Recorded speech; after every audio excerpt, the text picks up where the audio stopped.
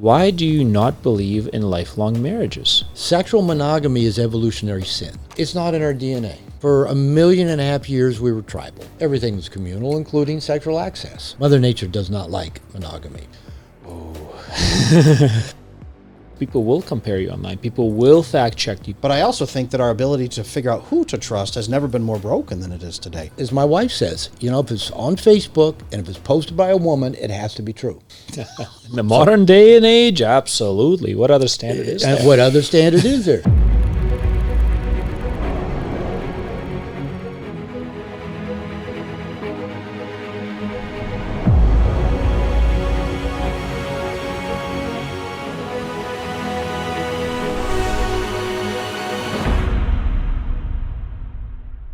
Welcome back to the I Wish You Knew podcast. I'm your host, Adam Lane Smith, the attachment specialist. With me, as always, is my co-host, Andrey Korikov. Hair's looking good as usual, my friend. I try.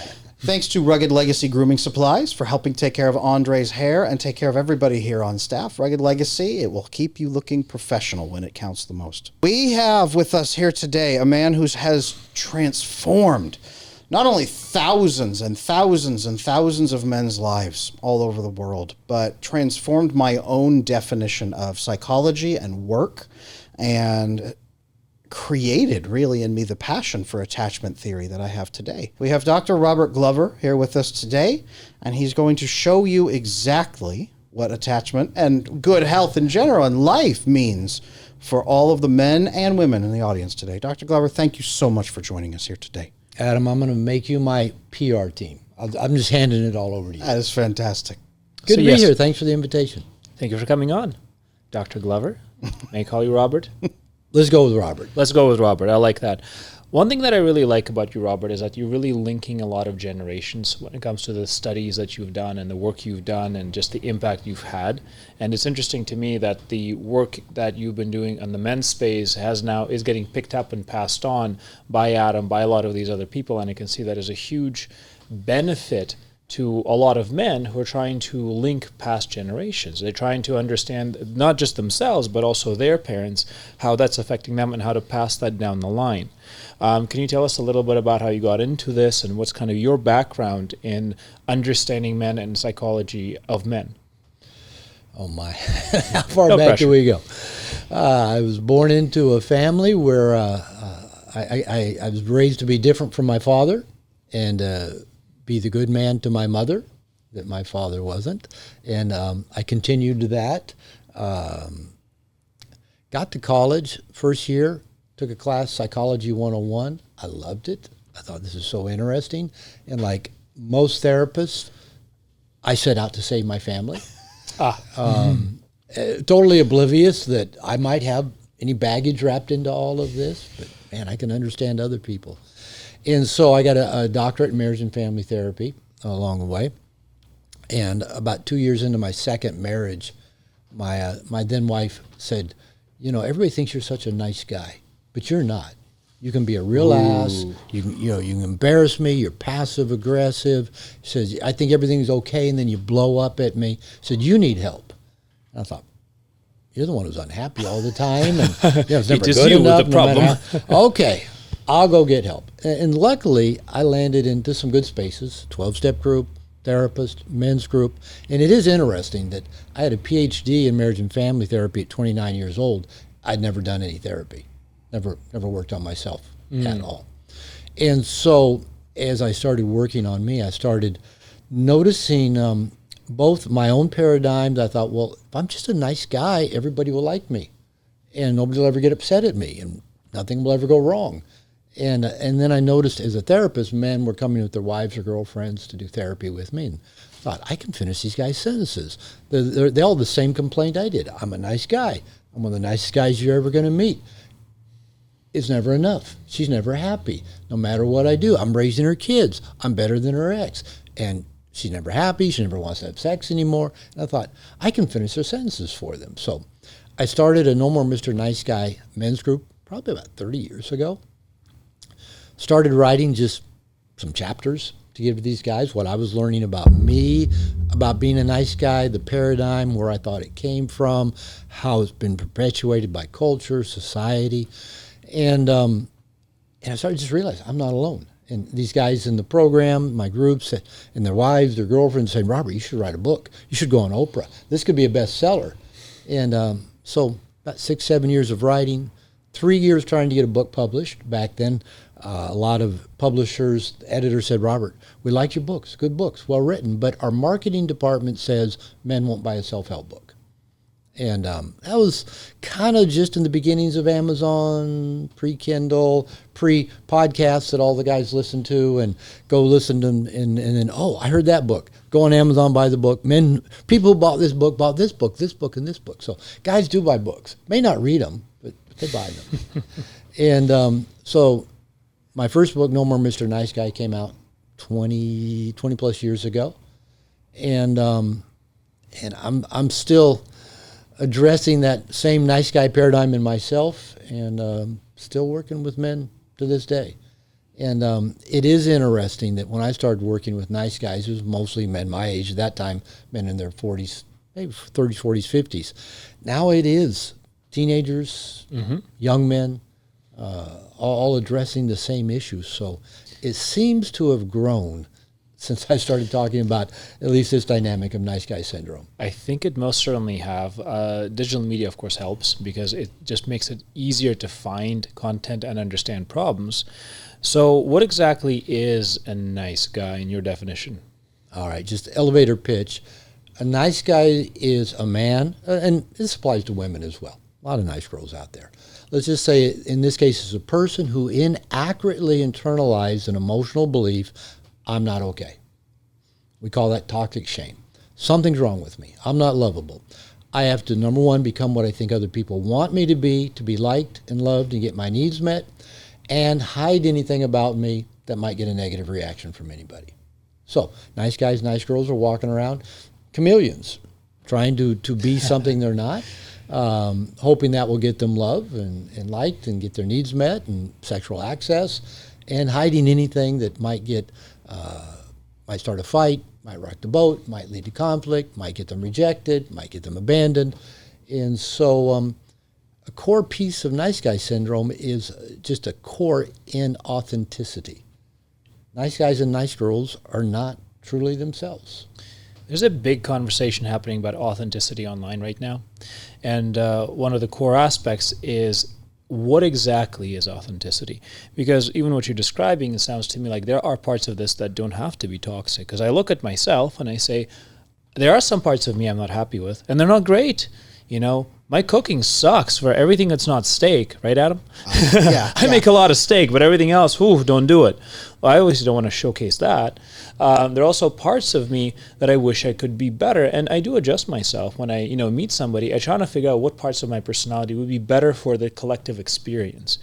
I don't particularly look at myself as a nice guy, and I've kind of have had tendencies of that in the past. I've been working with Adam for about 2.5 years of fixing my attachment, and it turned out to be better than we started. And I have had those tendencies in the past, but there seems to be like a normal, and then there's a scale going off normal into like the deep end.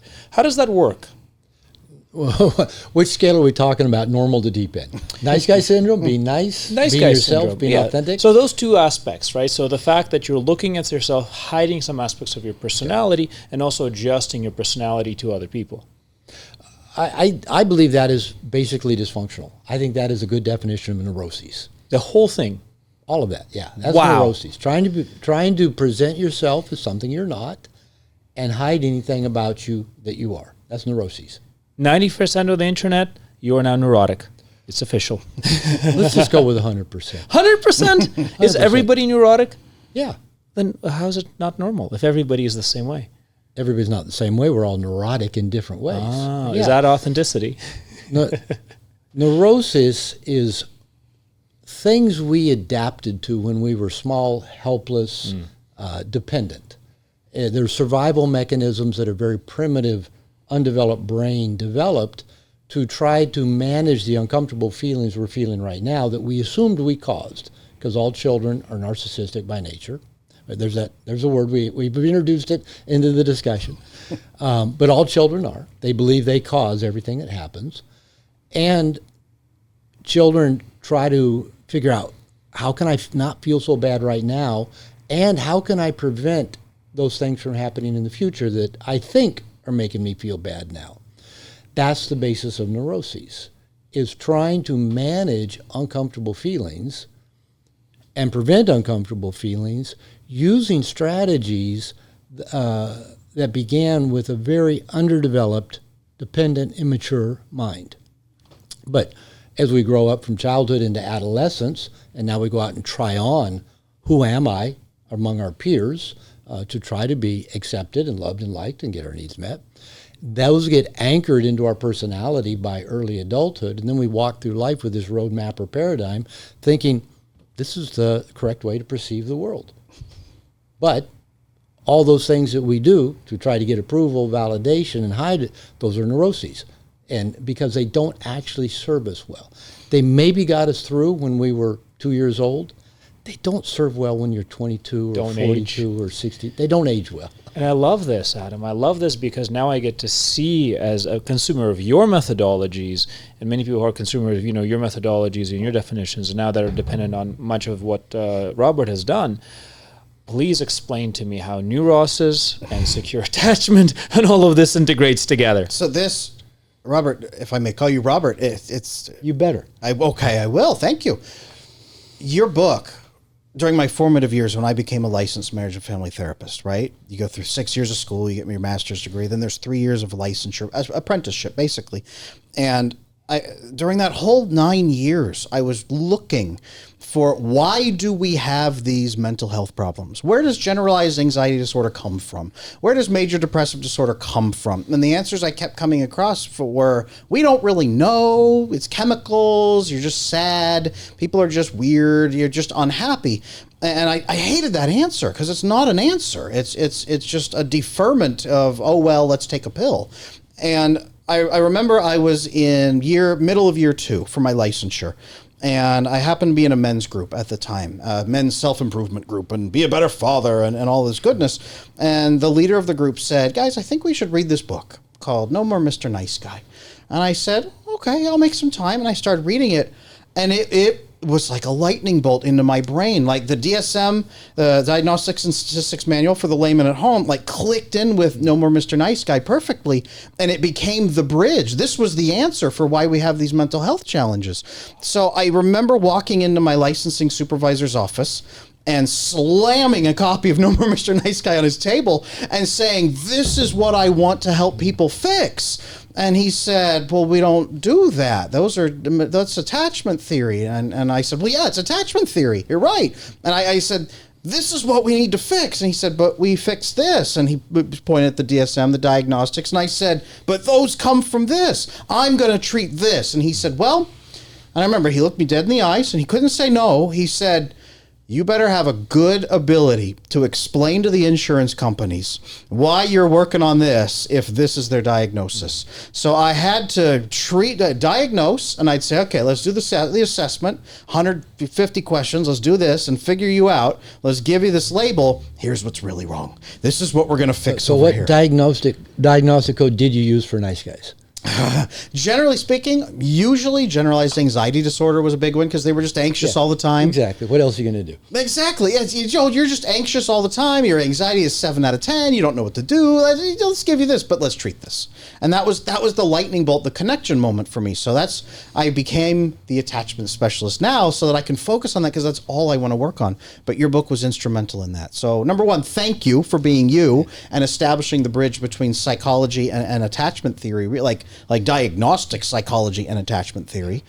And the conversations that are being had now, the young people online that are blowing up with this message of nice guy issues and nice girl issues, right?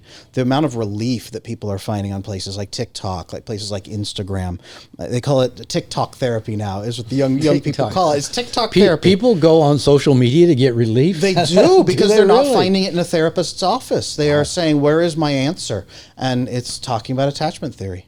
Because the level of knowledge that is expected of therapists is so much higher. What has happened is with the rise of digital media, with the publication of ideas like yours, like Adam's, with the appearance of podcasts, you can't just be an average psychologist or therapist anymore. You actually have to be an expert in many different fields, because people will compare you online. People will fact check you. People will have to understand what specific problems you can solve. That is not something that most of society has caught up with. And that young people, they're not buying it.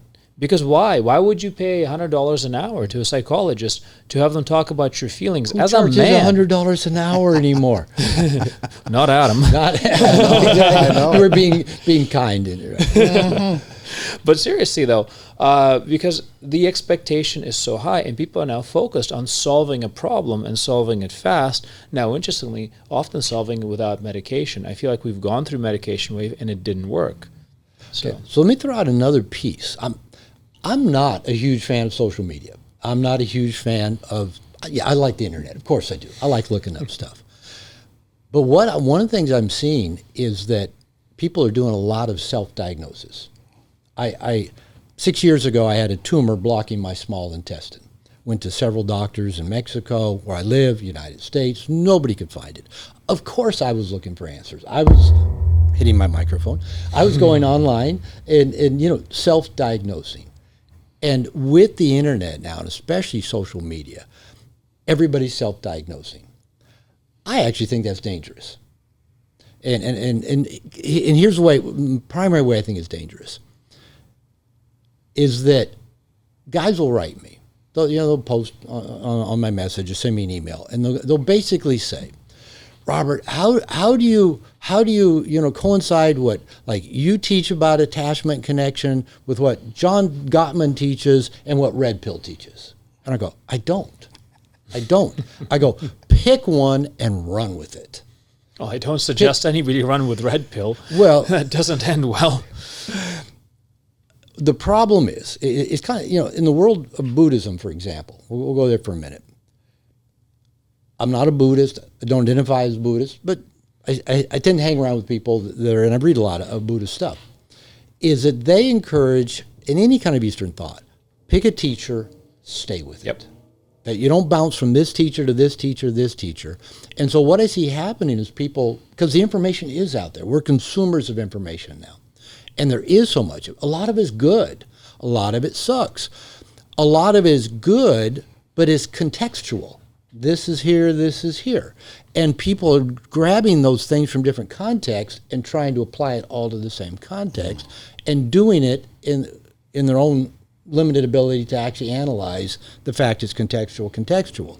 And so I actually think that's making people more neurotic as they go, is this true? Is this true? Is this true? Is this true? All these experts say this is true, rather than, maybe picking one expert and at least doing a deep dive with that. Giving it some time. And I agree with that wholeheartedly, because even on my own journey through attachment healing with Adam, I've had my ups and downs. I've had my lows. I've had times when things didn't make sense, and I kind of left it for a bit and came back to it. Yeah.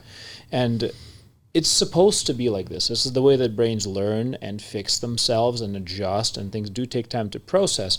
The challenge with a lot of self-diagnosis is that when you come out and you self-diagnose, you're always going where it hurts the most. It is like you're taking a pill, you're always taking this immediate relief. But sometimes things are just going to have to hurt for a while before they get better. And some injuries you need to exercise. If you have a bad knee, if you have a bad hip, sometimes you cannot just sit on it or try to take pills. You have to walk it off. You have to do physio. Now, diagnosing self, absolutely. Here's what I'd like to talk about, and I'd love to get your thoughts on this. Diagnosing other people. Oh, that's more fun. 100%. Well, one big frustration I have is a lot of women come to me and they would say they're nice girls. They'd say, I have anxious attachment style. It's usually what they say. And they say, my boyfriend or my husband or my fiance is avoidant. And the first question they always ask, how can I tell him he's an avoidant? And that question freezes me in my tracks. Number one, don't ever do that. J'accuse. He will jump out the window because no one wants to be labeled. And number two, you don't really want him to say, yes, I am avoidant. Well, what do you want to do? You want to build a loving, fulfilling relationship where you care for each other and you trust each other. So the words don't even have to come into the play. You don't have to label him and make him do a self-confession. What you need to do is build with him and explain what you'd like to build together and overcome it in that way. That's been my answer. What do you think about this epidemic, if you want to use that word, of people throwing labels at each other? Oh, we were chatting a little bit about that before we went live and on air. Mainly, I'm amused by it, mainly. Because what else are you going to do? What else are you going to do? Now, thanks to social media, thanks to the narcissist doctor, the attachment doctor, the this doctor, the that doctor that are on podcast and podcast and podcast. As I was saying, a guy on my men's program posted on the timeline just this week, and he said, "Oh, I watched a podcast on narcissism, and now I know my ex-girlfriend's a narcissist." I'm thinking, Classic. can we say f-? We can say f-. If you want to. Appropriate in this case. I'm thinking, I'm not going to be the chameleon and hide things that might get a negative reaction. I thought, I spent 6, 8, 9 years, college, graduate school, all of this, and I still consider myself an amateur at diagnosis, right? I've been doing this for 40 years, and but yet now everybody's an instant expert in diagnosis. And as we're joking, every woman that's talking about her ex, he was either a sociopath or a narcissist, or as we mentioned now, covert narcissist. And every guy, their ex is usually narcissist or borderline. And it's kind of like everybody's experts on borderlines. And I'm thinking, oh my, because we've got the internet. And as my wife says, if it's on Facebook and if it's posted by a woman, it has to be true. In the modern day and age, absolutely. What other standard is there? What other standard is there? So, we're out. I was watching a podcast the other day while working out, and I was with Joe Dispenza. And he basically says his biggest concern about the entire world right now is we don't know what's true. The amount of information being put out there to consume, and how do you ferret out what's accurate and what's not? It is interesting because right now we're entering the age of curation, right? Before it was just an age of absolutely splatter information online. We went through that stage, and many false experts came out, but also many false experts came out for the sake of making money. So a lot of people made a lot of money in digital media over the last, say, 10 years, give or take. Many of the people who have made money, who were not in it for a meaning or purpose, actually have already fallen off. They're somewhere in Jamaica, wherever, just having their fun and whatnot. A lot of people who are staying because there's a purpose and a message. And now they're self-policing. They're making communities. They're making connections, just like this connection that you gentlemen are making here. And you are learning from each other. This is the next iteration of the creator economy, which is a fascinating model. And people who are choosing to trust yourself, Robert, and you, Adam, they're actually trusting your ability to self-curate and evolve. So this idea of collective learning is now mutating and changing, and that is, I think, where a lot of this value is going to come from, is the intersection of ideas and this mutual validation. There's a lot of things you guys agree on, and that is where truth in our understanding as humanity currently lies. I love this idea of curation, right? Trusted curators. We're building relationships with them. So one person I think of with trusted curation would be, as an example, Chris Williamson. Yeah. Right? So now he has a giant platform. He and I started working together 2.5 years ago on various podcast pieces. I've been on his show about 4 times. And as he has grown, what's been interesting is he picks and chooses the people he wants to elevate that message, and his audience trusts the people that he brings on in that capacity. So he is a trusted curator. I think he's like number 4 podcast in the world right now because of that, because he's been diligent in that way. You've been on his show as well, so his audience trusts you now in that capacity, the same thing. I think that does seem to be the future, as we are looking for who to trust, but I also think that our ability to figure out who to trust has never been more broken than it is today. Well, let me throw out another piece, because I like this discussion, and I like how you've defined that. When I mentioned that, people do go out, and I find this, I don't work much with women anymore. It's mainly guys. And guys, we love consuming information. We love going out and finding information, like I said. And it can be confusing. And like I said, when a guy says, well, there's this piece, and this piece, Dr. Glover, where do you fit in that piece? And I go, I don't try to. Or when they say, you contradicted yourself. You said this here and this here. I actually think to really be able to trust the information, we've got to be able to question the experts. Because, I put a a lot of content out over the last 30 years. And guys will say, you seem to have contradicted yourself. And I was joking with somebody the other day when I said, actually, I've not been caught in a contradiction yet. Tell me where you think I contradicted myself. And it can be as simple as somebody that is consuming books all the time. I might say, stop reading books. Stop for 30 days. And somebody that, well, I never read. I go, pick up a book and read it. And people go, you contradicted yourself. Well, of course, that's not a contradiction. It's contextual. But I do think it is really helpful when the experts, whoever they might be, can be questioned. And not in an attacking way, but in a way that clarifies. And I actually like that. I like it when I get challenged with my message because it makes me think and evolve and connect the dots even deeper. So it would be ideal. And I don't know, you guys are more in this world than I am. Is that happening in the internet, social media, podcast world where the experts are actually being held accountable to the people they're talking to? 100%. And there's already actual technological mechanisms in place for that. So the way that the social media algorithms work is that they work not just on the content you produce and people call it virality. Virality actually is a consequence of several things. Things like your view rate, but also your engagement rate. Are people commenting? Are people watching through your content? Are they saving? Are they sharing? Mm-hmm. Are they engaging? How much time are they spending consuming and interacting with a piece of information? Now, this is the most interesting thing about digital media. It does not measure the positivity rating of those engagements. So if you have a lot of comments and they all say, I hate you, you're the worst expert ever, you are a liar, you're a scam, you're a fraud, this will still lift the post up. Because what it does is that it wants people to engage and interact with it and be exposed to that message. That is a huge point to why social media is actually an asset to society, in my opinion, because it will lift bad messages up and good messages up based on that level of engagement and will allow bad experts to be quickly exposed if you do your research. That is the caveat.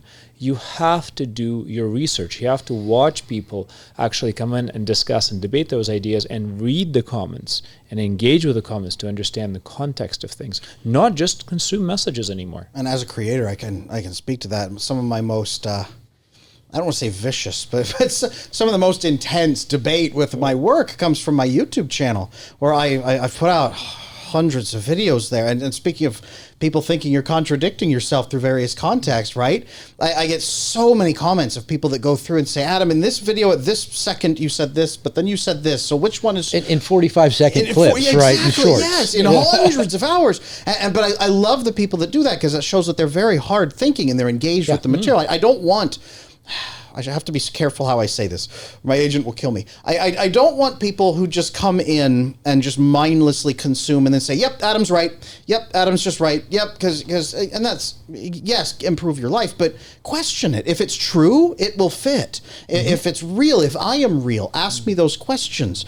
Push and dig. And if I come out and I can't give you an answer, then maybe what I have has a hole in it, and I need to fix that. You must We evolve. all need to fix it together as people. I think that humans, I talk to men about this a lot, and maybe this will resonate for you, but men, our brains are not meant to operate in isolation from each other. We're supposed to connect in a network of male brains that share solutions, and we are constantly, like data nodes, tracking all different problems, trying to find solutions.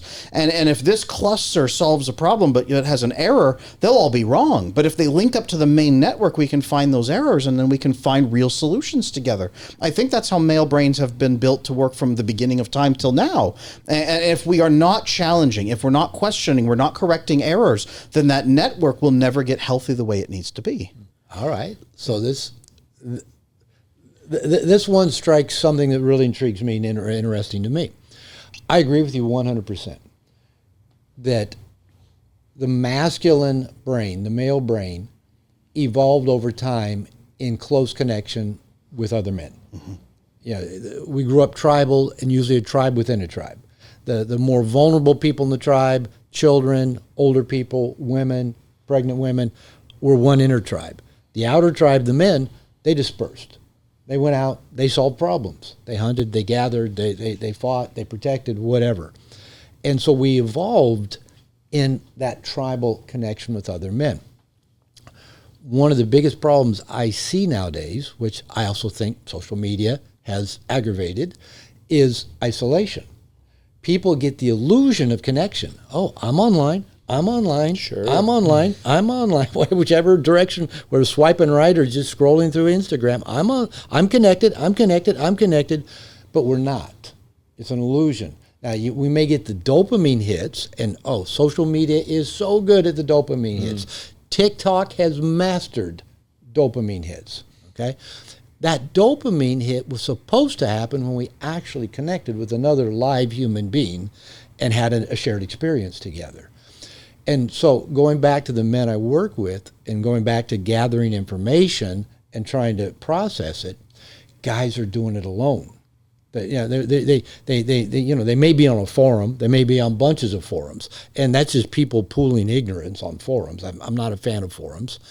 And so what's happening is we're getting more and more isolated and more kind of off on these fringes of how we think about things, how we problem solve. You put a group of people, doesn't matter if it's 2, 3, 5, 7, 8 people in a room and solve a problem, it gets real. Because that problem doesn't get solved until we really do find out what works and it's tested and it's proven to work. Just the stuff we come up with in our head of the way we go about problem solving, and we're not connected, we're not in the real world. And I just see men going just deeper and deeper into an isolated states in their head, overanalyzing everything, and can't have a real connection with another human being. And we see that. And we see that as an extensive problem of Generation Z and everybody who's connected, even my generation, the millennials. That is a huge issue of specifically loneliness, because we do not know how to connect, because there's also just, frankly, there's too many rules. There's too many rules that now govern social connections. Things you're allowed to say, things you're not allowed to say. You have to be a nice guy. School has programmed me for years and years and years to be what you define, Robert, as a nice guy. Right. And I'll be honest with you. Adam's diagnosed me as avoidant attachment. I actually want to go into that as well. No, wait a minute. I didn't diagnose you with that for 2 years. You asked me one day, Adam, on which a one podcast. Am I more anxious or am I more avoidant? I'm just gonna cross my legs and lean back and watch supposed to watch this play out. This man, so 2 years, no diagnosis, no, hey, we're going to just work on attachment, right? And then the other day, just a few days ago, he asked me, Adam, am I more anxiously attached? I think I'm more anxiously attached. I said, do you really want to go there? He said, yeah. I said, you're more avoidant. He went, oh, and it was this. And that's why you don't tell an avoidant man he's avoidant. Can I drop a hand grenade in it? See, correct. Please. What if every single attachment issue has to do with anxiety? What if every attachment style is anxiety-based? I 100%. Well, let's dive into this then. And anxiety we've been discussing avoidant versus anxious for a now while we got 3 guys in person solving a very real problem. That's it. For other men specifically, to understand that this is how you solve problems, right? So a core part of this discussion was exactly that. Hey, you are this. Let's discuss. Adam is pointing out something with me. I'm pointing something out with Adam. You're pointing something out. We're generating these dopamine hits. We're actually generating vasopressin. We're not supposed to have fun doing this the whole time. We're supposed to engage in something that is challenging, and I like that. So first of all, we are losing the ability. That is actually fun to the brain as well. Right. Getting engaged in challenge. To a healthy brain. And a lot of brains right now are not healthy because they've been coddled to feel that everything has to be pleasant. The problem with forums that you actually mentioned, Robert, is that there's no consequence. Nobody can punch you in the face on a forum. And that's why you can be the absolute dumbest you could be and get away with it. So that's the thing, right? We have actually lost that ability. Here now we are engaging with each other. You are saying that anxiety is a core aspect of, all of these problems. And I actually do agree with the fact that, for me as somebody who tends to be more avoidant, let's use that as a staple for argument's sake, the anxiety is in the failure of responsibility. I'm afraid I'm going to fail in my responsibility to other people and to myself. I am anxious about it. It keeps me up at night. I know it's anxiety, right? But the question is that normal? Is that how I'm supposed to be? Because if I'm on the outside of the tribe, as you described, Robert, should I not be sitting there like listening for the first bear or like the neighboring tribe or trying to catch like the biggest, fattest moose? And that's my source of anxiety. That's my tuning to the world, looking for signals. So what do you lay awake at night thinking about in the anxious state? What is the number one most reoccurring worry or anxiety related to relationship? Relationship with work, relationship with Let's talk intimacy. Intimacy, romanticism. The most interesting thing that probably keeps me awake at night is questioning my own planning of kind of next steps, making sure that the steps that I go through are fair and good and high quality, that I do not get into my own way, I do not let my own emotions take over, that I do not cause harm, that I pre-plan things that will help us all develop as a family unit, for instance. But what if all those things you're afraid of is what makes relationships so powerful and growth producing? That are the challenges, that are... Everything. You showing up and doing something dumbass. Right? Anybody here ever shown up, done something dumbass in a relationship? All right. I'll borrow from somebody that imagine you've been acquainted with, but David Snarch, Passionate Marriage. And he references relationships if you're conscious about being powerful personal growth machines. And kind of bringing it back to No More Mr. Nice Guy, I tell people, this is not a chronicle of my successes. It's a record of my f-ups. It is all the things I got wrong in relationship. Again, I had a PhD in marriage and family therapy at 29 years old. That did not give me one clue whatsoever of how to succeed in my own relationships. How many marriages have you had? I've been married 3 times. What do you think of marriages? Are they like something that's supposed to keep you together forever? Oh, no. What? Oh, come on. All right, how many tracks are we going to go down here? We got to get back to him. Is he good? He's good at that, right? He's deflection. Deflection. There's avoidance right there. You got 2 therapists. All right. Now, if I can only pit you guys against each other. Okay. So I'm just throw this out just as a possibility, not as a truth. Okay. What if the ways that you show up and bumble your way through your intimate relationships, be you, be real, be impulsive, be whatever. What if the way you bumble is what makes the relationship the powerful personal growth machine? Well, I mean, because it opens portals into your deeper self.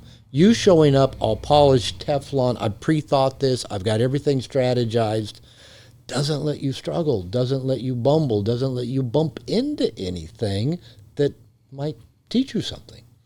And I like that, but I feel like there's also a place for applying an element of design where you actually craft an experience and you enjoy the process of crafting an experience together, of pre-planning, of really showing up as your best self. Yes, there's training time and playing time and goofy time and sexy time and really sexy time, but there is also a point to say, I am now going to embrace the more masculine, serious versions of myself and really step forward into, say, at a time of challenge, at a time of opportunity, and a time where we can serve. If somebody's scared, if somebody's sick, then you can put aside that ability to be playful and step forward into responsibility and then step back out of that. What do you think of that?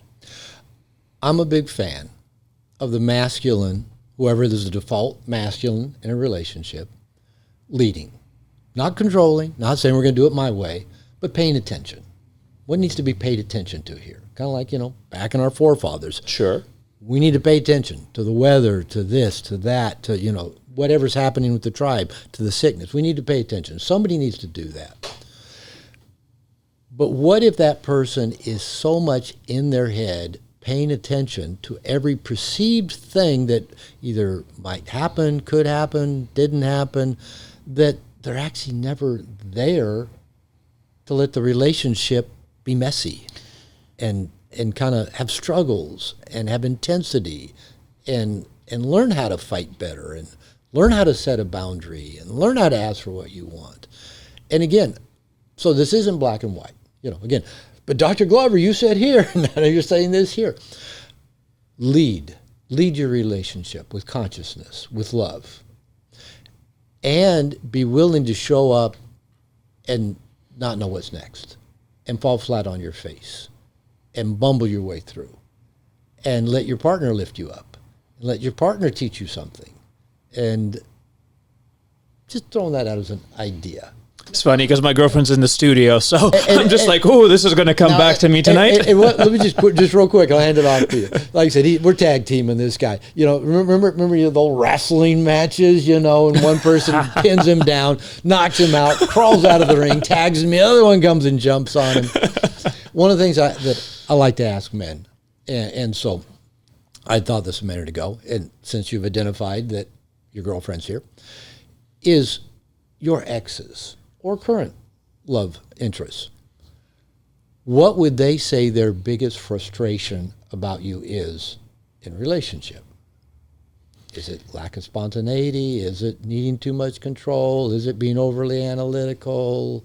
I'm not trying to, prime the pump. I'm just, I'll ask guys, what would your exes say about you? That's a great question, right? Because it's a because great my point of exes all say I'm self-reflection. controlling. Everybody I know says I'm controlling. There might be something to that.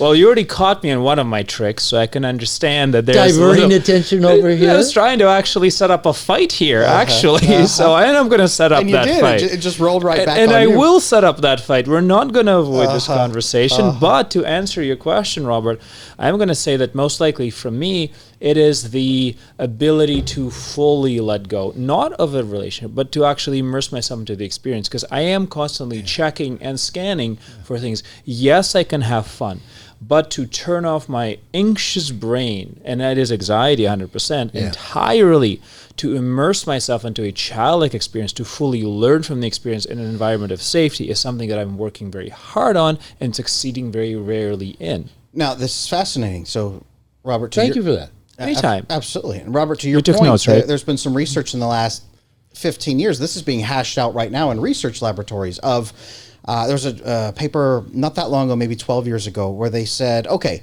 is it possible that, we'll use a label, is it possible that attachment issues like avoidant attachment and anxious attachment, that they actually have an evolutionary purpose? That if a person becomes that anxious out in, 20,000 years ago, that they'd be more scanning for threats. They're more aware of threats. And that's to your point, that if you're on the outside of the tribe and you're looking for bears, you are the first one to hear a bear or hear the other tribe come over the hill, right? Yeah. So it And you seems don't know like which one's worse, to be eaten first or to watch your family be eaten because you Sure. were asleep. And that right there, so there's a rebuttal paper that came out that was fascinating, and they ripped the first paper apart and said, The look, first part that said there's an evolutionary Adaptation. basis to this, or it would not exist. yes. So they came back with a rebuttal, which was fascinating, which said it could serve a purpose if a person is a certain level of attachment issue and anxious. But if they go way too far, then what's going to happen is they don't attach to their group at all. They don't even have a group to support.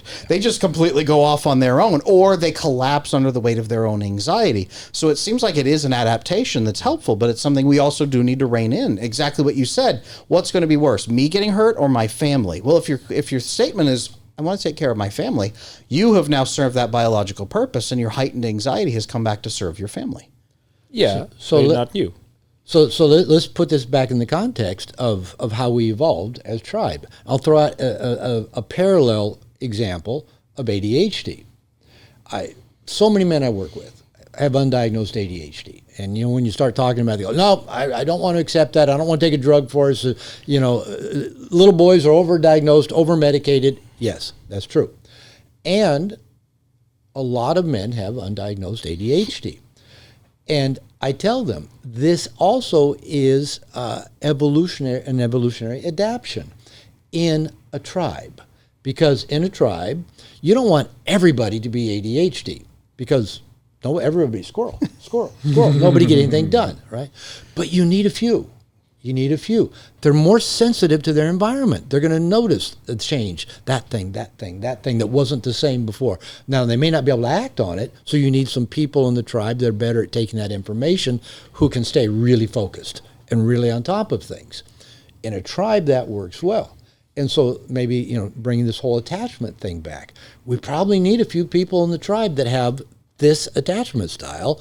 But if everybody had it, we're toast. And I love this so much because it brings it right back to what brain is supposed to be one normal brain. I've heard ADHD referred to as type E personality, type entrepreneur. Of if you have these features, you are probably going to be horrible in an office setting.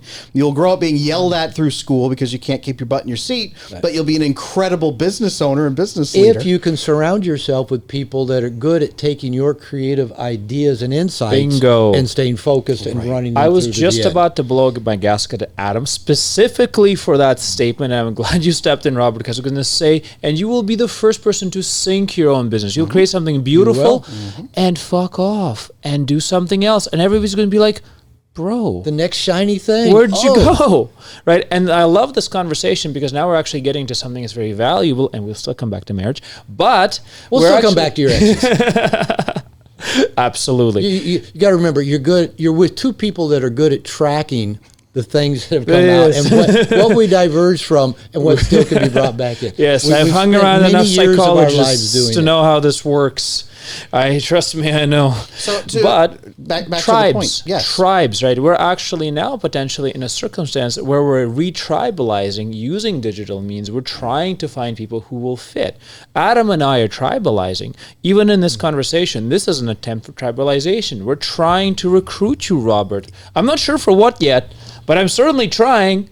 So we will kill many bears together. Yes. All right. To this point, and I love this so much because this brings right back to the Male Solution Network of if one man has the ADHD brain and he's fantastic at growing and building and expanding and jumping and seeing the squirrels, but if he can't maintain, he needs another man who can come in and can.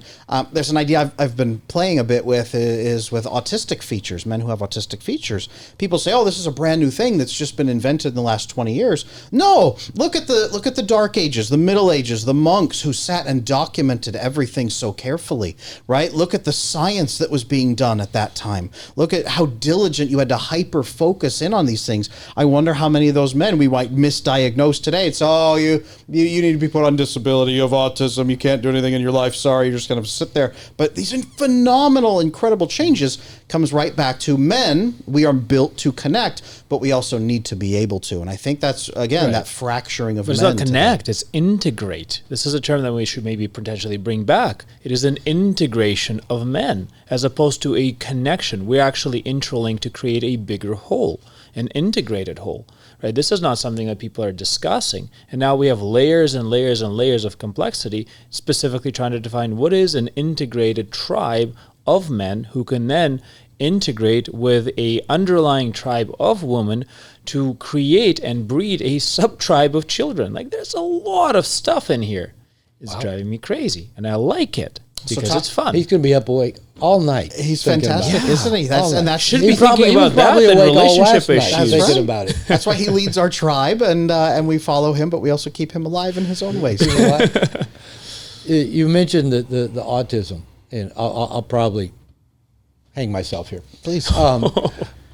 When I was in private practice, I was up in the Seattle, Washington area. And so, 40,000 Microsoft people there, Boeing engineers, Amazon was growing. And so I used to say I have the best job in the world because I work with really socially inept men that have good health insurance. And I was telling my mother at one time, I said, this whole outcry about autism nowadays and people wanting to link it, we all know what people want to link it to. But studies have shown, for example, in Silicon Valley, where you have engineers married to engineers, they're popping out kids on the spectrum. And then they get all upset about it, and they get obsessed, they bring their engineering brain, it's got to be caused by this. And so, probably it was evolutionarily adaptive to some degree. But why is it growing? Why do we see more of it? Probably not because of more vaccines, but actually that those men have more sexual access today than they did in the past. Because in the past, they didn't have the social skills to get laid. Now they make enough money. And I was telling my mother about this a while back. My mother has the kind of mind that I do. That's where I got it from. And I made the comment that, about I have these, men that I work with that are often somewhere on the engineering brain scale of things. And I teach them social skills, how to date, and so she said, you are the leading cause of more autistic kids being born because you're giving these guys the social skills to go out and get laid. I'm going, yeah, Mom, that is one way of looking Thanks, at it. Mom. It's a good thing. That's my mom. That's a my good mom. thing. I love Yeah. that. And oftentimes I have found maybe a third of the men that come to me for coaching, same thing, right? Very developed engineering minds, very logical thinking. And they often come in and say, my marriage is about to be destroyed because my wife says I don't love her. And I love her more than I've ever loved any human being on the face of the planet. I don't understand what she's saying. So I'll bring the wife in maybe on session 2. I assess him, do it, session 2, have her come in. And she says he's avoidant, he's a narcissist, he has no emotional intimacy, he doesn't come to me for these things, he doesn't do this. And I look at him and he's just like blind, like shell shocked, and he's like, I don't know why you want me to do any of what I do. Just give me a manual. So it is sitting them down and giving them that manual of emotional intimacy that tends to work. But again, there's one man coming to another man, and different specializations clicking together. Here's how to solve your problem. Yeah. And what if all these things were needed? What if we needed the ADHD? What if we needed the spectrum? What if we needed all of this stuff to survive as a tribe? But survive as what? So here's the problem that to we not have get right eaten now. by the bears and pass on our genes to the next generation. Pass on our genes to the next generation, but also pass on more things like culture, language, lifestyle. We're actually competing as tribes, yes, just as individuals, but also as tribes for the top of the food chain. And now we're actually living in an age where we were trying to formulate a tribe, and we have to find a purpose for that tribe. How do we find a purpose is probably the biggest question in masculinity right now that is now secondary to this idea of, the red pill is kind of starting to fall off. We have clear pill that's coming out. That's stuff that Adam talks about a fair bit, but now we're talking about the formulation of tribes, responsible masculinity, the formation of families. The next step is why? Why are we doing this? So to that point, right, what if we needed those people before? And I love that question. And then what is my purpose? One thing that I have found that is very effective when guys come in is they say, Adam, what is my purpose? And we had this conversation. Well, yeah, and my question to them is, well, what can you do really well? What have you specialized into, or what's your brain specialized into? And then who needs you to do that for them? Who can't do that? What can you do better than anybody else that somebody somewhere right now is seeking and needs from you? And they light up. And they start listing these things that their brain can kind of do. And I say, well, what avenues can we go into to take you into where you'll specialize? And when they get that and they find that tribal connection and they have a purpose, and he's not just, I have autism, I sit at home, no one cares about me, I miss social cues. Well, okay, what can you do amazingly well? Let's get you to those men who need you. This is my dream as an avoidant. Yeah, they just I want to come in, I want to be like, I'm an avoidant. They gave me a spear, a bottle of vodka in my backpack, and a horse, and just ride off into the sunset. That is exactly what I dream about after I fall asleep after worrying about my relationship. And that's how we get special forces men right there, is exactly that. You're avoidant, here's a spear, here's your alcohol, go right over there and kill that guy. And in some ways, that is what we do. So the specializations absolutely matter. I love that. Well, the purpose thing, that is such a masculine thing. The masculine it penetrates. The feminine is done too. It's penetrated. We all have that masculine, feminine side, and it shifts within us. But that thing about purpose, when men come to me, especially if they've read my book, identify as a nice guy, I say most guys show up issues with one of the 3 Ps. Procrastination, there's the ADHD thing. Porn, that's just, we'll put that one out there. And purpose, lack of it. And going back, I'm glad we're talking about this tribe thing and how all these different pieces that in and of themselves, when a man is isolated, they get in the way. They're problematic. If he's part of a tribe, they're a shared asset. And this whole thing around purpose is that, kind of divert for a minute. Somebody asked me a question the other day on an interview, and they said, well, Robert, why do men have so much of this pleasing behavior, especially pleasing behavior with women? And I go, well, it makes sense. We come into this world, our first caregiver is typically a woman, our mother, or other females. As an infant, we have to please our caregiver to keep them paying attention to us and keep us alive. All our other caregivers after that tend to be feminine, tend to be women. It might be a nanny, au pair, preschool, daycare, kindergarten. Elementary school, I had one male teacher in all of elementary school. I've done polls with men for years. The average is about 1.5 male teachers in elementary school, unless you went to a Catholic parochial school. Then you had a bunch of priests. And so what happens is that throughout all time, little boys were raised by women. That's not modern. That's always existed. But go back much over 100 years ago, in primal times, around age 12, all the masculine tribal men who knew how to get things done came and took the boys, dragged them away from the women, and went out and initiated them.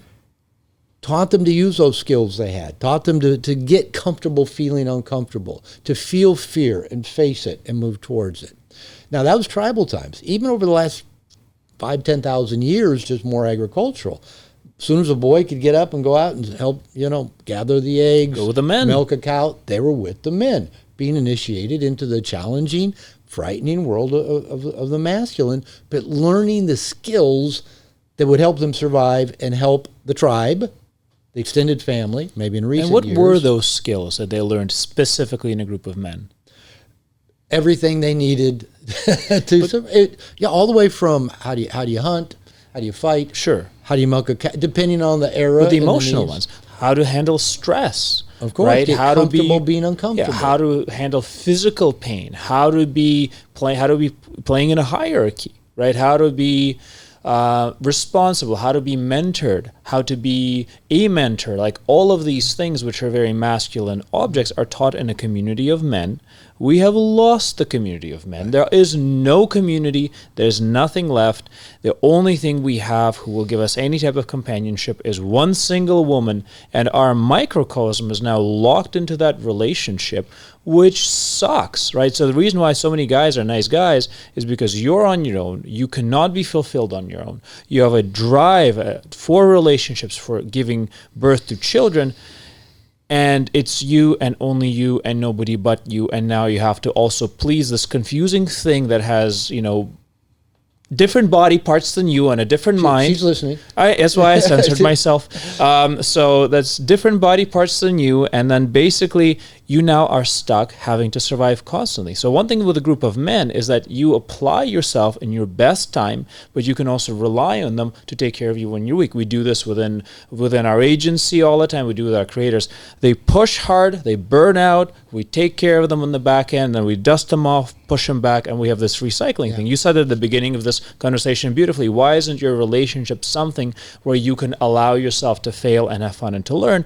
Because the weight of the mistake is so high, you will lose the only person that can be there for you, and that's why you can't ever relax. We don't have a supporting network. All right, I'll do the vulnerable part now. Go for it. Okay.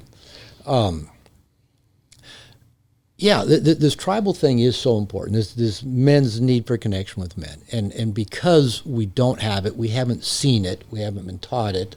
Even my generation, I'm 68. Sports maybe is the closest thing I saw to any kind of initiation for some men, the military. And so what happens for so many men, and I think the younger and younger we get with this, is that need for connection is primarily with other men, is tribal. But when we feel that need and that drive to connect, we think, well, it must be I need a girlfriend. I need to get laid. I need a woman in my life. And so now we focus all of that energy around connecting into the relationship. And as you've alluded to, that's never going to carry us, meet our needs, fulfill us. Now, I do believe, as a marriage therapist, I used to tell every couple that walked in my office, first session, the best thing you guys can do for your marriage is have both of you have good same-sex friends. Guy needs his tribe, the woman needs her tribe. That takes a lot of pressure off this piece here. But so to bring it back to what you're talking about, that need for the tribe to have that foundation for relationship. When I married my third wife, Lupita, 7.5 years ago, I had bumbled my way through other relationships. I had acted in ways that were hurtful, that were destructive to the relationship. And I'd done that in a fairly recent relationship before I got into the relationship with my wife. And I thought, I don't want to do that again. I don't want to keep hurting the people in the life. I don't want to keep hurting me in this same way. So when Lupita and I got married, the first thing I did is I went looking for a men's group. I went looking for a men's program. I started talking about that in some of my workshops I was leading. And one guy in the workshop said, well, I just joined this program, and it's really great. This guy's been studying with David Data for 12 years. We meet this often. I said, sign me up. I joined that 6+ years ago. And I went from having about 1.5 good guy friends to 25 to 50 men I could call. They would be there for me. Most of them would jump on an airplane, fly down to Mexico to look after me, right?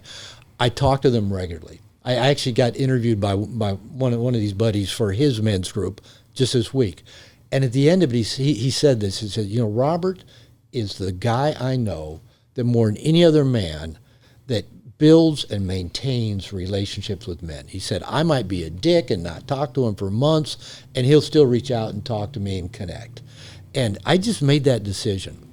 The best chance I had to give my marriage a chance, for me not to bumble quite as much, is to have good guy friends. And so I've got the guy friends. I'm going to go meet with some tomorrow, right, while I'm here.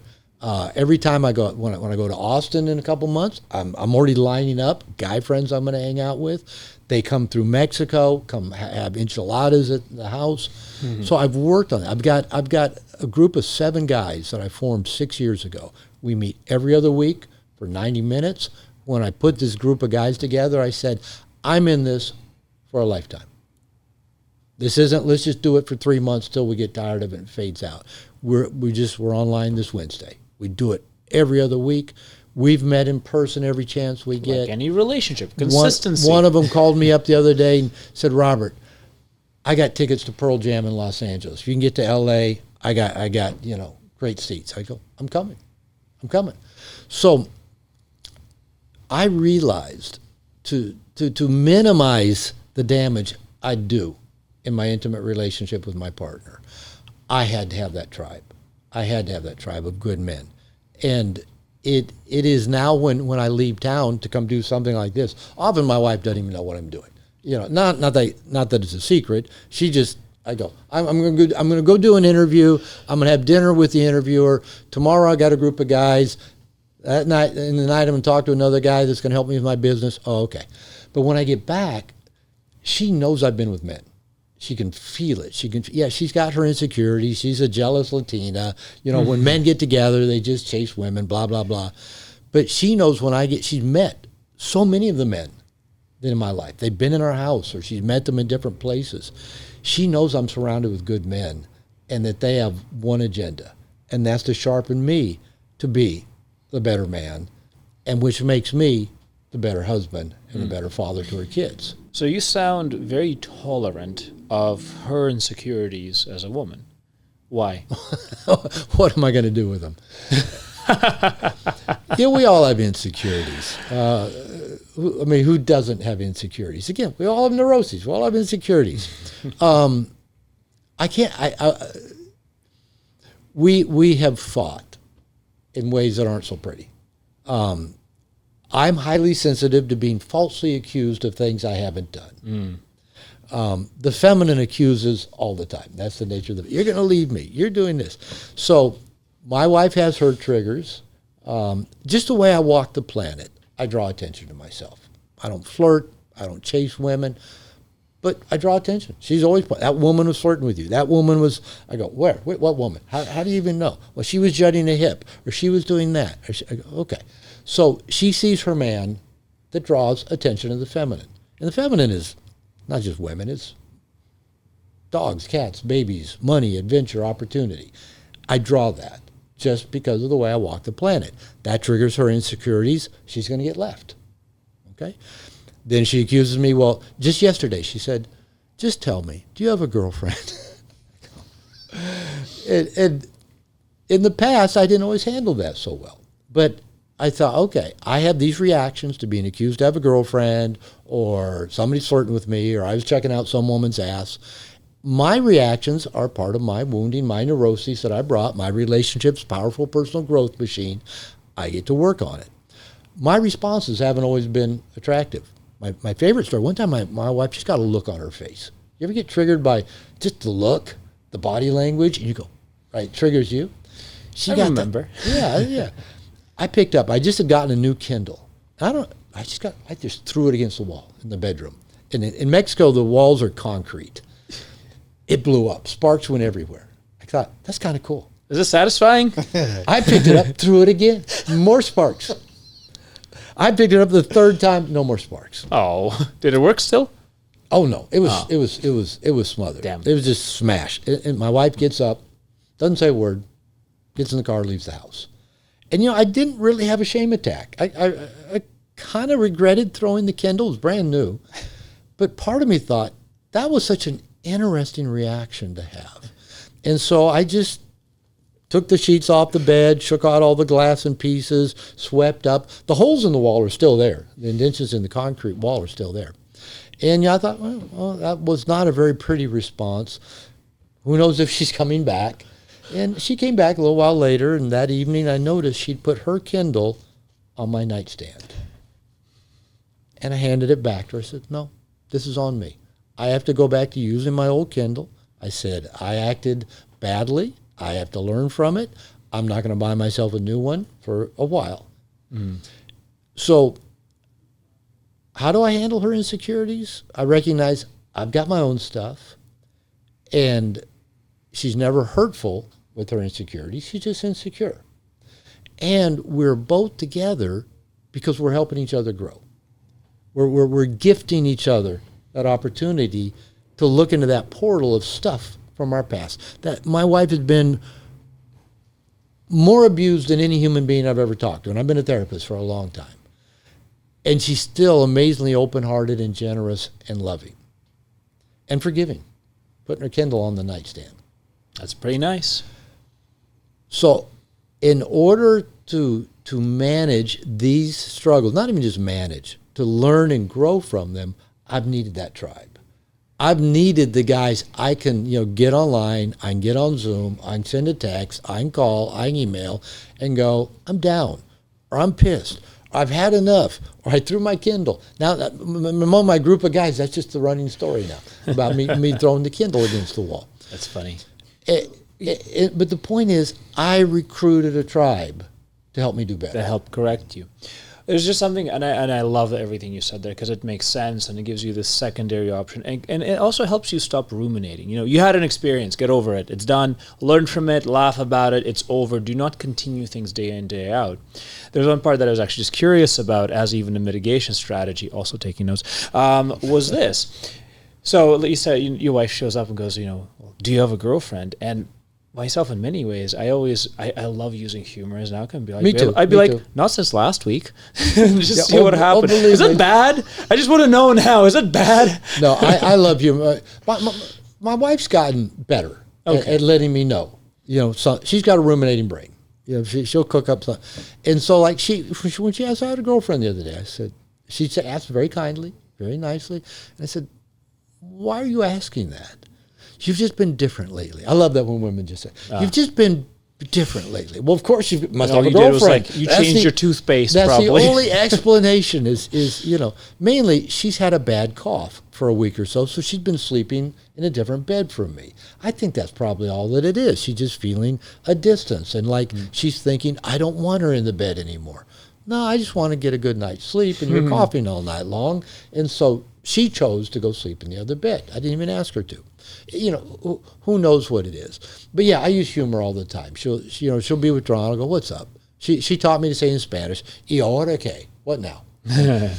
all the, and she'll go, just same old thing. And I'll go, what same old thing? You got about 12 same old things. So yeah, I'll use humor with it, and somehow the humor, if you're not trying to fix, but you love her. Right, you love your partner. You don't want them to hurt. Now, we don't have to fix it, but if we can give them a portal out of it, yeah, of course we want to do that. So I am doing this. So, gentlemen, get ready for this. For a man who cares so deeply about his wife, who's invested into his wife, who is, really built such a beautiful structure around supporting her, why do you not believe in lifelong marriages? Well, it's not a matter of believing or not believing in them. I'll go back to the evolutionary adaptation thing. It's not in our DNA. For 1.5 million years, we were tribal. Everything was communal, including sexual access. Everything was communal. Mother Nature likes a lot of penises and a lot of vaginas. Sexual monogamy is evolutionary sin. Mother Nature does not like monogamy. Oh. And we did not start pair bonding until about 10,000 years ago. That's when the patriarchy began, when men said, I'm going to quit wandering. I'm going to own this piece of land. I'm going to own this tree. I'm going to own this cow, this goat. I'm going to own this woman. I'm going to own the offspring of this woman, my children. It's an ownership model of relationship. I believe, this is just my theory, religion sprung up to replace kind of the shamans and the mysticism of the tribe. Religion sprung up to help those powerful men who own stuff keep ownership of what they had. And anyway, that's a whole other discussion. I can't wait to get into that one. And they created ways to make people feel bad about themselves, because if you can make people feel bad about themselves for doing things that come naturally, you can control them better. I mean, government knows that, religion knows it, schools know it. Make people feel bad, you can control them. So purely from an economic point of view, we came up with this idea of a lifelong pair-bonded marriage. Now, again, lifelong might have been till 17, till death do we part, because we just did not live that long. But there's nothing in human DNA that favors monogamy if you have a tribe. Monogamy makes no sense if you have a tribe. Now, modern day, longer-term monogamous relationships can be helpful if you're raising children. Now, they can also be helpful to challenge you to, stick in with something and do your work long term. But I think if you get to a point where one partner basically declares, I'm not doing my work anymore, I'm done, that's all you can expect, I don't really see a lot of long-term benefit from staying. Okay. Adam, your answer will be rated down in the comments out of 10. Mm-hmm.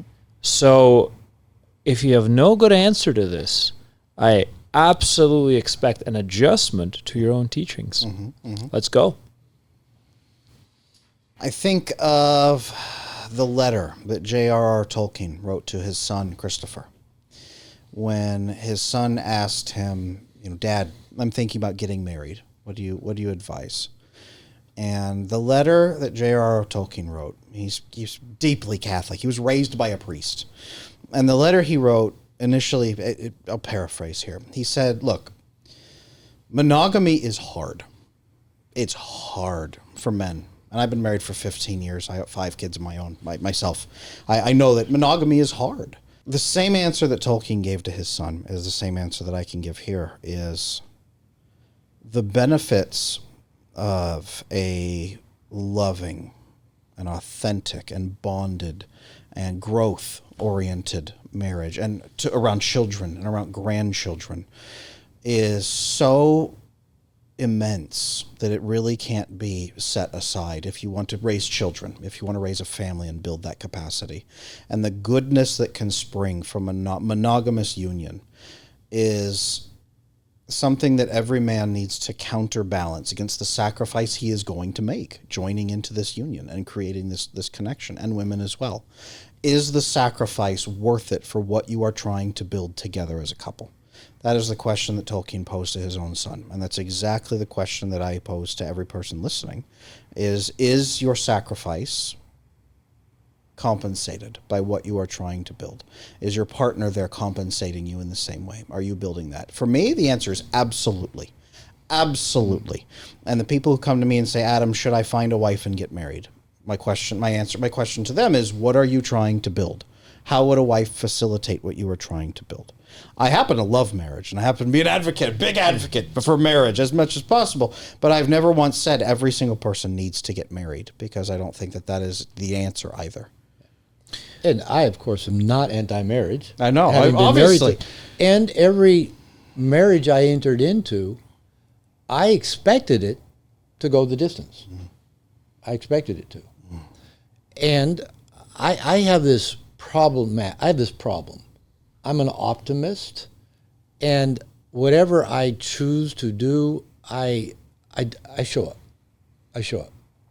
And so not every person I've been attracted to shared those two tendencies, to be an optimist and to show up. And so my problem is I actually stay way too long in relationships that should have ended much sooner. And but I like being in a relationship. I really do. And I like being exclusive to a partner. And I like the idea of growing old together.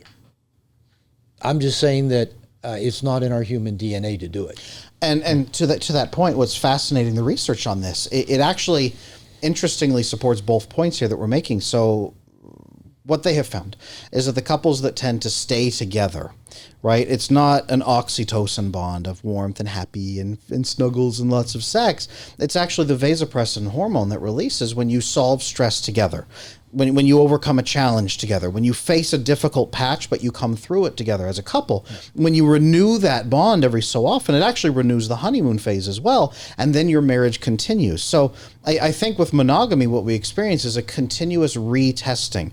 Is this union proper for us? Is this union correct for us? Is this the right move? Now, if you have a long term, like I hope my wife and I do, of 5 children and then grandchildren and great-grandchildren and business, and if you have that, hopefully the answer is continuously at every checkpoint, yes, yes, yes, yes. And we keep coming back to that and unifying around that. I could see situations like what you've described where if one partner says, no, I do not want to continue that. And no, you can't convince me. And no, we won't do it. And no, you can't make me. And there is nothing that will make me continue in that path. Then yeah, and I've experienced that, and there's no other way about it. There's nothing you can do. It is what it is. But if we're talking even from the perspective of absolutes, I'm going to throw this at you, Adam.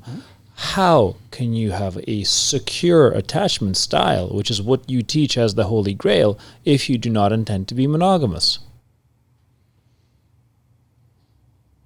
Ooh. No, that's fair. Well, I've got another question to pile on. Ooh. I love it. I love it. We haven't heard the answer. No, we're waiting, and then after this, we're continuing. All right, I'll throw it out. How can you have a secure attachment style if you do not know that your partner has the freedom to choose to not be with you?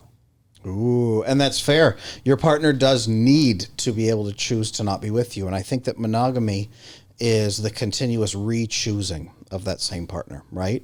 So I had a great debate with my mentorship program not that long ago about, I think of the phrasing. I broke Adam successfully. No. I'm trying to think of the right phrasing for this.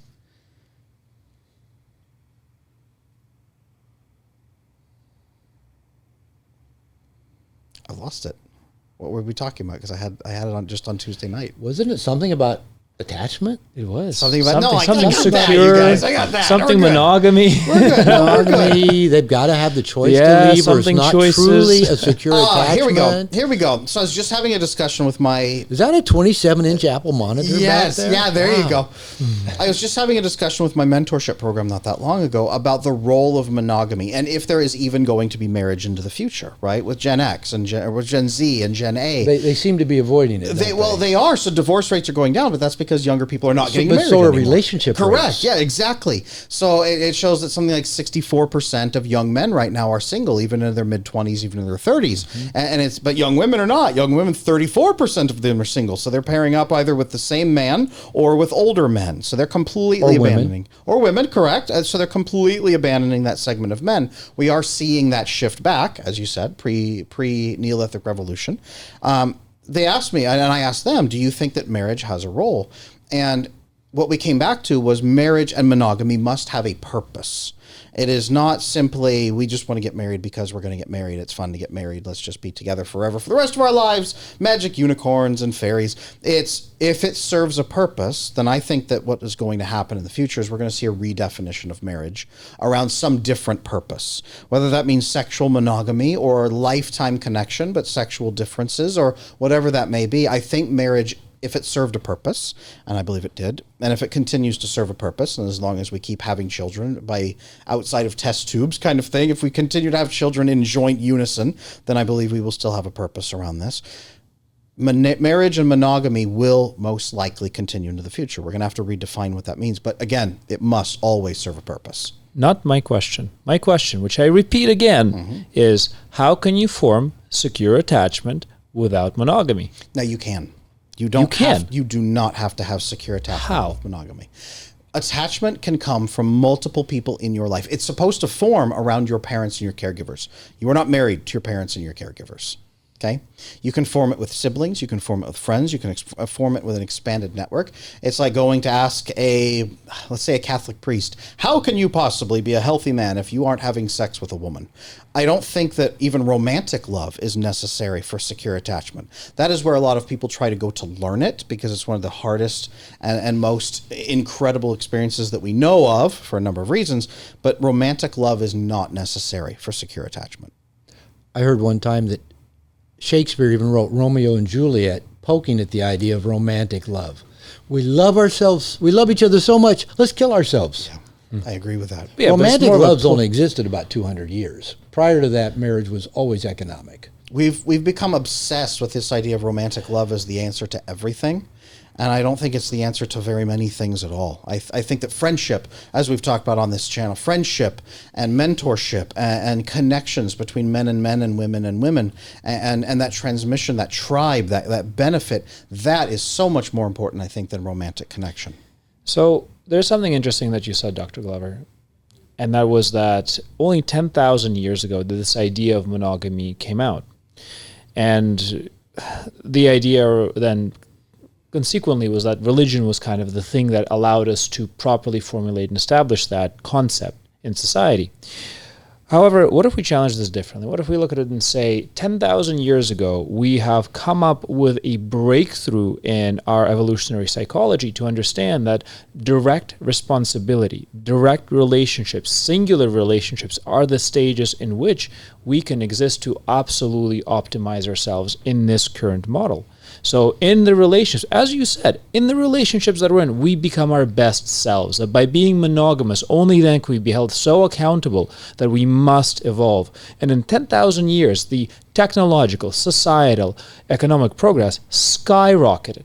Is that not evidence that being monogamous, being directly responsible to a particular person forever, intentionally forever, if it doesn't happen, yes, you can be eaten by a lion, your girlfriend can run off with a bus driver, like all this stuff happens, but the intentionality being singular focus, singular family, singular friend group, being the core aspect of the next stage of our evolution, which has driven us to huge heights. They didn't have podcasting 10,000 years ago, but we do now. What do you think? I'm not arguing against monogamy or against marriage, or against long-term relationships. I'm just saying they're not natural. It's not good. They're Natural's not in weird. our DNA. But here's the deal: anything that's not, well, let's just take it away to a concept over here. Let's say, for example, comparison. My wife's a gym rat. She loves to work out. 2 hours a day. She sent me 2 different pictures. How old is your wife? How old is my wife? Yeah. 29. I answer for you. 29. 29. She's gorgeous. Young. 29. It's always 29. 46. 46. There we go. She's 22 years younger than me. Wow. She's a gym rat. Already sent me 2 pictures this morning of her working out. I like to be in shape. I like to take care of myself, but I'm not a gym rat. I've got a gym in my house. All the weights I need, Olympic weights, spin bike, TRX, dumbbells, kettlebells, everything I need. My office is all of 10 steps away from the gym. Okay. My wife does not have to make a commitment to work out. It comes naturally to her. It's her therapy. She would be miserable if she didn't do it. I have to make a commitment to work out, because it doesn't come easily or naturally. That's what commitment is. You do not have to commit to anything that comes easily or naturally. That's why we bring it back to marriage, why we talk about making a commitment. If pair-bonded, monogamous, lifelong relationships with a member of the opposite sex came easily or naturally. We wouldn't need religion to tell us we're going to go to hell if we don't do it well. Nobody would ever cheat. We wouldn't put scarlet letters on women's heads. We wouldn't stone them. We wouldn't wrap them in burqas. We wouldn't put chastity belts on them. We wouldn't have the divorce rate we have. We wouldn't need swipe right apps, I don't think, if this shit came easily. So anything that challenges our evolution and our growth, I tend to be a fan of that. So if lifelong, pair-bonded, monogamous relationships with the same person came easily, I don't think they'd grow us all that much. And I'll double up on that. So from that science perspective, I love that. I am a devout Catholic man myself. I love with monogamy and love my wife. And I will actually back that up and second that, because it is in the Bible, right? What are the commandments? Well, they're not against things that are easy to keep, or you don't get a commandment, right? Yeah, Thou shalt not murder. Why would you get a commandment? Yeah. Thou shalt not murder is there because it's sometimes it's hard not to murder. I'll be honest, sometimes you want to throttle some guy, right? And underneath that is thou shalt not commit adultery. Yes. It's there, and so then I ask myself, why is it there? It's not meant to be easy. It's meant to be something that elevates us. And then what comes once you fulfill that? What are you getting in exchange? The question I asked earlier, what are you getting in exchange? For religious people, it might be you're pursuing this religious life. If for people who are not religious, it might be what are you getting in that marriage? What are you building? Back to my question, what are you building together as a couple that you couldn't build separately? Yeah. There is always a sacrifice, so what are you making Sure. it for? Personally, I don't believe that the religion is oppressive if it's done properly, because it gives you that option to say you are here to evolve. It's the framework through which you can evolve. Yes, of course, it can be twisted in very crazy ways, and it can be beaten over the head. You're going to go to hell. You're going to go to hell. The purpose is to inspire. The purpose is to lead. The purpose is to empower you to become your best self, as you do with your men's group, as you do in your marriage, like as I do in my relationship. I joke that I've started a church. You did? Men's church? I have 2 degrees in religion. I was a minister for 8 years. Really? And after I left the ministry years ago, I said, I kind of like preaching, but I don't know if any church would ever hire me. Which ministry? I say too much. So That's okay. I said, so if I ever get to be a preacher again, I'll probably have to start my own church. And then now here I am, 30-something years later, starting a worldwide men's program, and the stuff I'm teaching them is exactly, we're talking about love and going into the depths of love and what that really means, and talk about what's really hard and what, take it back to, what Jesus said, the hardest commandment. When the lawyers came to Jesus and said, what is the greatest commandment? Like I said, we've got Moses, he's got 10 of them. What's the greatest commandment? I mean, it was a trick, trying to catch him. And he said, love God with all your heart, mind, and soul. And he said, the second commandment is just like it. He said, in other words, it's the same. Yes. And that second commandment is the one that takes commitment. Love your neighbor as yourself. And what's interesting to me says that the basis of all love is self-love. That's hard, to love yourself. But how are we going to love somebody more than we love ourselves? And how are we going to let somebody love us more than we love ourselves? So if you think about it, that if we're talking about commitment and relationship and long term, how about if the purpose of all these relationships are to help us do something that doesn't come naturally, and that's love ourselves? And my wife and I, we have this running joke that's which one of us can outlove the other? Ooh, it's a great competition. It's competition. Who can outlove? I'll be sitting in my office doing, an interview on Zoom. I'm like this. I'm focused, and I'll hear the French door to my office open, and usually my pit bull's in there with me, Nala. So but then the door opens, and I corner my eye. I'm trying to pay. I see my wife sneaking in with this glass of cocoa water to set on the corner of my desk, because she loves me. And that's her way of demonstrating her love. Oh, that freaks me out, because Annalise started doing that recently. Like, I'd be on a Zoom call, and like a plate of berries appears. I swear to you, I have not jumped from snakes as much as I've jumped from plate of berries. Oh, love, Love, affection. What do I do? I'll second that. I love walking into my office, at my home office, and I see a handwritten note with a lipstick kiss on it on my desk. It says, have a great day, something like that. Like those moments where they give you that love, it's incredible. And that's what men sacrifice for right there, is a piece of that, is that love, that enduring love. There you go. So what if that is our greatest challenge, is to love ourselves, learn to love ourselves, work at loving ourselves so much that we can love somebody in that competitive way that raises them, and we let them love us. We let them bring the berries. We let them leave the kisses, the glass of cocoa water. Well, I'm certainly not leaving the kisses. That's weird. No, with 3 different examples. Totally with you, though. But did we ever let him finish the answer? Could you have secure attachment, true secure attachment, without knowing that your partner has 100% freedom to leave you and could make that choice to leave you? Let's come back to that, Adam. Sure. Yeah, I don't think that slavery will ever breed love. And I think that attachment. Or attachment.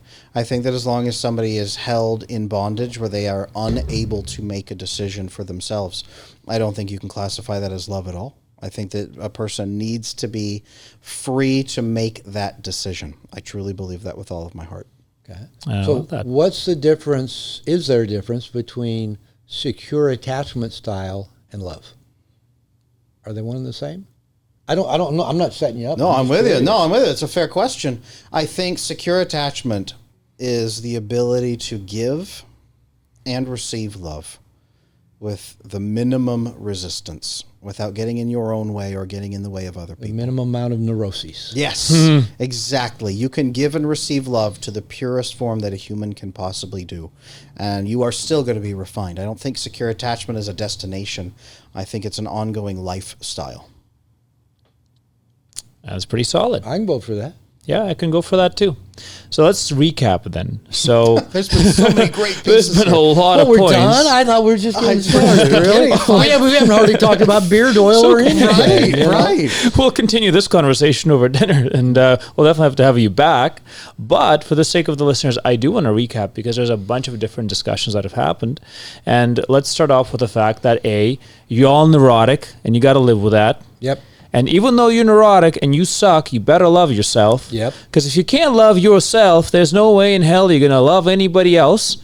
And then if you're religious, means you're going to hell. And if you're not religious, that means you're just going to suffer. So is that about right? I think you wove in a couple of things. I don't quite remember them landing that way. Not quite back to the deflection and the avoidance pieces. Yeah, it's okay. He was also kind of bringing a little bit of a southern drawl in there, like a little bit of a southern Bible Belt preacher there, maybe. Little bit. But in reality, and you know how long hell is. All the way around. But in reality, there's a lot of fantastic discussions, right? And what do we know? We know for sure that, yes, self-love is now necessary. And in order for you to practice love, you must know self-love, right? Practice what you preach. We also know that men need men's groups. Women need women's groups. That's a big deal. The biggest danger we're facing is isolation today. Isolation. We can all come back and agree on that. Isolation is death. And having 10,000 followers is not the same as connection. No, because we need a tribe, right? And we're actually not supposed to be perfect. We're actually supposed to have our strengths and weaknesses. We're supposed to integrate into our men's group, our tribe, kind of our general purpose. And all of those things are necessary for us to exist. And this idea of curation is also something that's turning out to be quite big. I like that idea, actually. Yeah, absolutely. Like that idea. I learned something new. I learned a new word. I'm going to work it into 2 sentences today. Curation. Fresh off the press. We were just actually discussing this internally at Veritas, and we built it specifically for the concept of what's happening in the creator economy.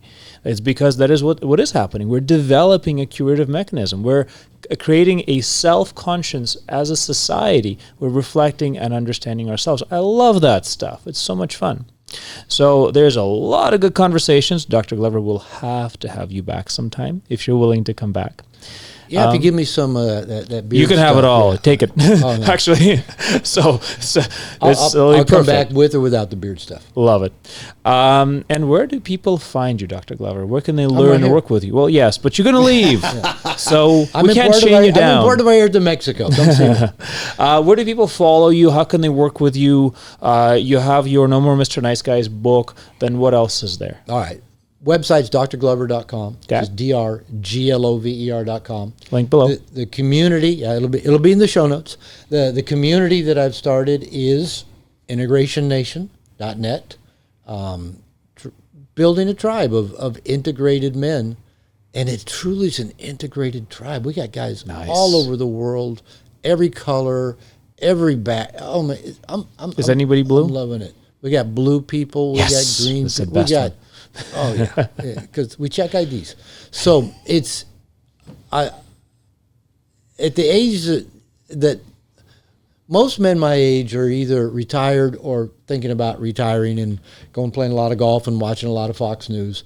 And I decided it was a good idea to launch another company. But it's my legacy. I believe so much in community, that men need community, that my intention is that every man who wants to be in a community and grow and be challenged and loved and held accountable should have access to one. So that's what Integration Nation is. So integrationnation.net.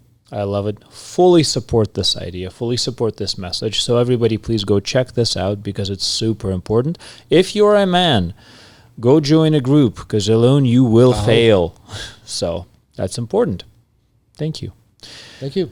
Adam, where do people learn about secure attachment in or outside of a monogamous relationship? Correct. So I am Adam Lane Smith, the attachment specialist. You will find me on adamlanesmith.com, where I have my mentorship program. I have coaching. I have the attachment bootcamp video course. Everything you need to go from insecure and maybe afraid in your world or just disconnected from other people to fully secure and bonded in your relationships, whether they're monogamous or friendships or whatever you might be building. Check it out. Love it. You can find me at Andrey Korikov on Instagram. You can also find me at veritascreative.media. So that's our creator incubator where we work with the likes of Adam to scale them. I also do private coaching. Shoot me a DM on Instagram or an email if you'd like to work with me. And we will see you on the next episode of I Wish You Knew. We will have Dr. Robert Glover back sometime with amazing beard oil and everything. And the beard oil will be from Rugged Legacy Grooming Supply. So thank you. Comment below, follow, share, subscribe. Help us raise this episode up so we can have a true discussion around masculinity, purpose, relationships, love, and all of these things. We'd love to hear from you. We'll be in the comments. We'll be responding. Let's talk and see you around.